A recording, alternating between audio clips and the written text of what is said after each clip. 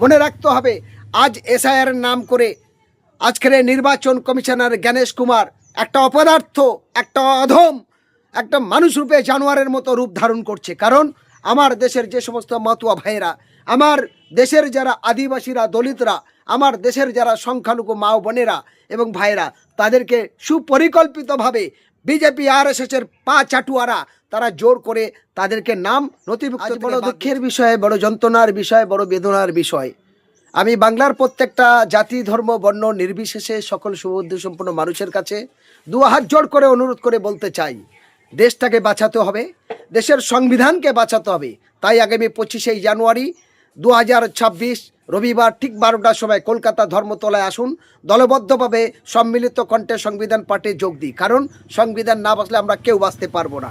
মনে রাখতে হবে আজ এসআইআর নাম করে আজকের নির্বাচন কমিশনার জ্ঞানেশ কুমার একটা অপদার্থ, একটা অধম, একটা মানুষ রূপে জানোয়ারের মতো রূপ ধারণ করছে। কারণ আমার দেশের যে সমস্ত মতুয়া ভাইয়েরা, আমার দেশের যারা আদিবাসীরা, দলিতরা, আমার দেশের যারা সংখ্যালঘু মা ও বোনেরা এবং ভাইয়েরা, তাদেরকে সুপরিকল্পিতভাবে বিজেপি আরএসএসের পা চাটুয়ারা তারা জোর করে তাদেরকে নাম নথিভুক্ত থেকে বাদ দিচ্ছে। আমরা জানতে চাই, এআইতে একাধিকবার ভুল হচ্ছে, কিন্তু যেখানে আধার কার্ড, ভোটার কার্ড, বাবা মায়ের documents, A to Z documents দেওয়ার পরে ভুল হচ্ছে কি করে? তার কারণ নির্বাচন কমিশনার এআই থেকে যে সমস্ত ভুল বানানগুলো আসে, ভুল ব্যাখ্যা আসে, সেটাকে দিয়ে বারবার মানুষকে হেনস্থা করছে।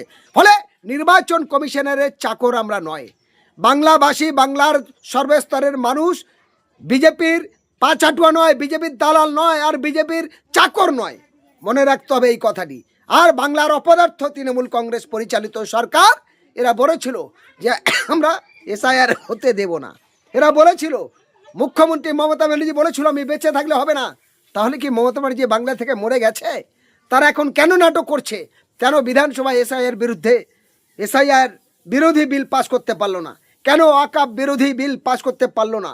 কেন এই বাংলার মানুষের কর্মস্থানের ব্যবস্থা করতে পারছে না? ভিন রাজ্যে গিয়ে তাদের প্রাণ যাচ্ছে, মরে যাওয়ার পর তাদেরকে বলছে চাকরি দেবো।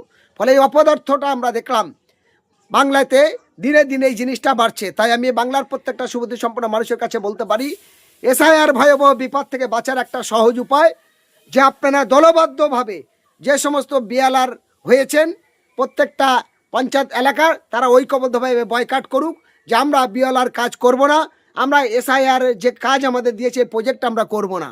ফলে বিডিও, এসডিও, লোকাল বিধানসভা এলাকা এবং পশ্চিমবঙ্গবাসী যদি একভাবে এই প্রতিবাদটা করে এবং তার সঙ্গে সর্বস্তরের মানুষ জাতি ধর্ম বর্ণ নির্বিশেষে, দল মত নির্বিশেষে ঐক্যবদ্ধভাবে যদি প্রতিবাদ করে, তাহলে বাংলার মানুষ সুরক্ষিত হবে, বাংলার প্রত্যেকটা মানুষ সুস্থ সবলভাবে তারা বেঁচে থাকতে পারবে, নিজের কর্মস্থানের জায়গায় থাকতে পারবে। আজ মানুষ কর্মস্থানে পায় না, অভাবে তারস চলছে বাংলায়। বাংলার মানুষ ক্ষুধার্ত, বাংলার মানুষ আর্থিক সংকট, বাংলার মানুষের ভালো চাকরির ব্যবস্থা নেই, ভালো কর্মস্থানের ব্যবস্থা নেই, ভালো ছেলে মেয়েদের পড়াশোনা শেখাবে সেরকম ব্যবস্থা নেই, মানুষ অসুস্থ হয়ে ভুগছে।